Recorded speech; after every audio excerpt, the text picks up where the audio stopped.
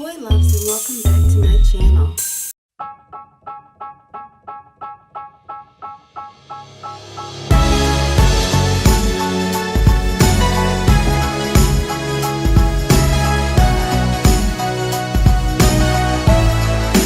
Blame it on me, they just want a scapegoat. I just tried to fit in. You've got to beg just to get in line. The fights, the lies. So today I'm going to do a follow-up to my video that I posted a little bit over a month ago.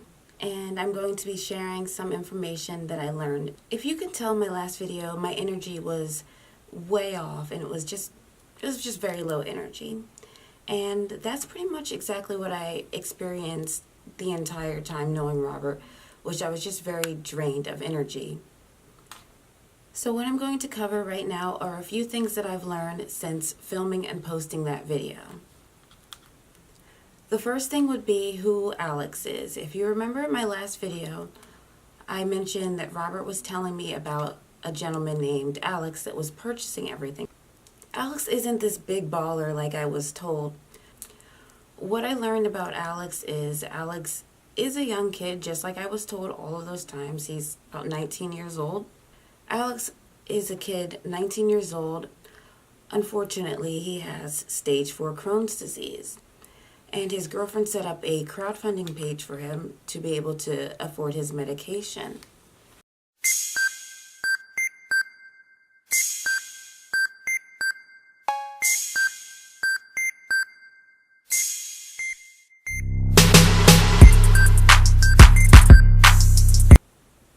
Another thing that I'm going to be mentioning is what I've learned of has happened to the money. And this is from a pretty reliable source. So, I learned a few days after posting the video that Robert was planning on moving to Denver. Okay, that's fine, move to Denver, I don't care, good riddance. Well, 2 weeks after I posted my video, I learned that Robert took a trip to Denver with a woman named Lakia.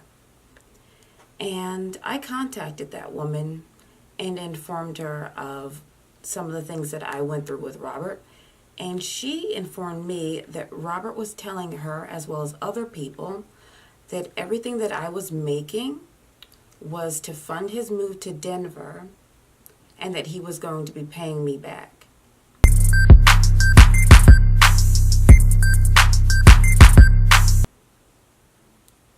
I had no knowledge of his plans to move to Denver, and as I mentioned in my last video, everything I made was to save my home from foreclosure.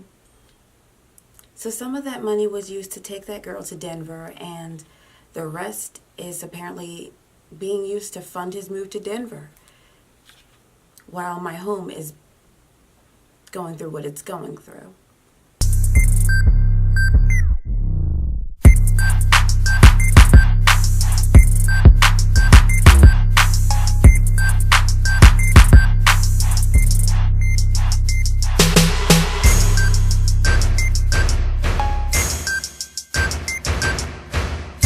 There's a special place in hell for people like Robert. From lying on someone that has stage 4 Crohn's disease and can't even afford his own medication, to putting me through what I went through. Like, he's a sick piece of shit. My mother wrote me a card for my birthday a year before she passed away. And Robert has this card, and he has mentioned to me that he has this card. And this is the last thing my mother wrote to me. But he's kept this card from me. And I've asked for it back numerous times, and he didn't give it to me. To clarify the incident that involved the headlock. So the day before I was put into headlock, I was hanging out with Robert and a few of his friends, and Robert put on some music, and one of the lyrics in one of the songs was about a girl having an orgasm so good it could make her toes curl or tingle or something like that. Robert didn't know what that meant. He declared that he didn't know what that meant, so I explained to him what that meant.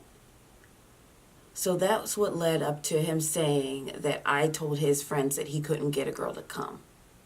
Which I didn't say that at all. I simply explained to him the sensations of an orgasm. I don't know where this trend came from of people nagging on one another and then calling it a joke. And what I mean by nagging on someone is being negative towards them and then calling it a joke. Like being rude as fuck and say, oh, I'm just kidding. You can't take a joke. You're not kidding. You're an asshole. It's the same thing as those fucking idiots that do social experiments and then want to call them a prank, but it's really an excuse for them to just be a prick in public. There are many things that I can list off that I do not like about Robert. I feel like it's insulting to children, but he's like a fucking child when you tell him not to do something and he does it anyway. I don't know what the hell is up with his facial hair, and I don't fucking care. But Robert knew that anytime he would take his beard and rub it up against like any part of my body, I would break out into hives. So he would continue to do it when I would ask him not to. And it's just like, it was really fucking irritating. My skin would itch, it would burn, you would see the hives appear, and no matter what, he would continue doing that shit. Like, I'm not going to miss someone who, as you can tell from my last video, Robert was an unsupportive con artist. You've seen the videos where people feel the need to film themselves doing things for the homeless. Robert has this thing where he likes to give joints to the homeless and take pictures of it. Well, I'm not for the people who feel the need to do something that they view as charity and then publish it on social media. Like, you're just doing that for likes. You're not doing it from the kindness of your heart. Another thing that I did not like about Robert is him guilting me / pressuring me into having sex. This is something that a lot of men and women need to understand. If someone doesn't want to have sex, no is fucking no. Don't guilt them into it. Don't whine about it. Don't do any of that shit. Like, fuck you. No is no. The unfortunate thing is, with my dating history, it is not the best. And that is why I didn't want to date when I had met Robert, because I just wanted time to myself. Just like I'm free from Robert right now, I don't see myself entering a relationship for the next 2 years because I want that time to myself. I'm not going to waste any tears over Robert.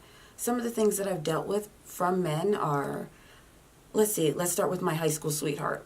I married my high school sweetheart, and 6 months into our marriage, 4 months into his brother's and his brother's wife's marriage, my husband and my sister-in-law / my brother-in-law's wife decided to sleep together.